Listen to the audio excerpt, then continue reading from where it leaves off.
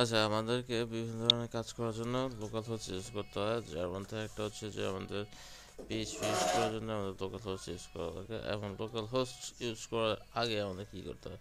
Local host use করার আগে আমাদের ওয়ার্ম সার্ভার সেট আপ দিতে হয়। ওয়ার্ম সার্ভার www ডাইরেক্টরির ভিতরে আমাদের কিছু ফোল্ডার আছে।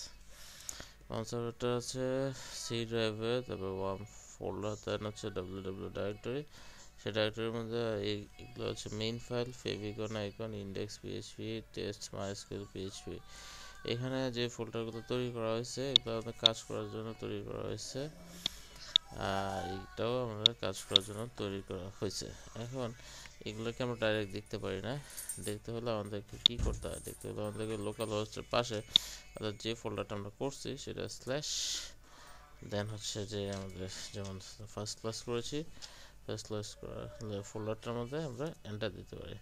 সেই এন্টার দেওয়ার পরে এখানে যে সাব ফোল্ডারগুলো আছে সবগুলো চলে আসতেছে। যেমন হ্যালো পিএইচপি, এটা একটা ফোল্ডার করা আছে, সাব ফোল্ডার চলে আসছে। দেন হচ্ছে যে এই ফোল্ডারটা করা আছে, এই ফোল্ডারটা চলে আসলো।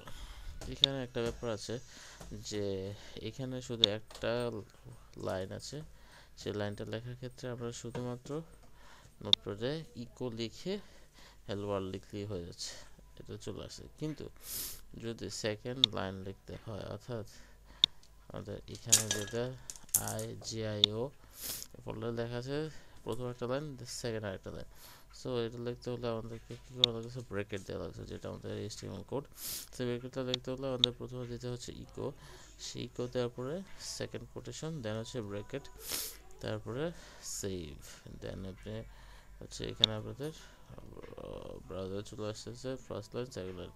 আর এটা হচ্ছে আসল ব্যাপার যে লোকাল হোস্ট লিখতে হবে, তারপর ফোল্ডার নাম, তারপরে ওই ফোল্ডার মধ্যে সাব ফোল্ডার, তারপরে চলে আসতেছে অটোমেটিক।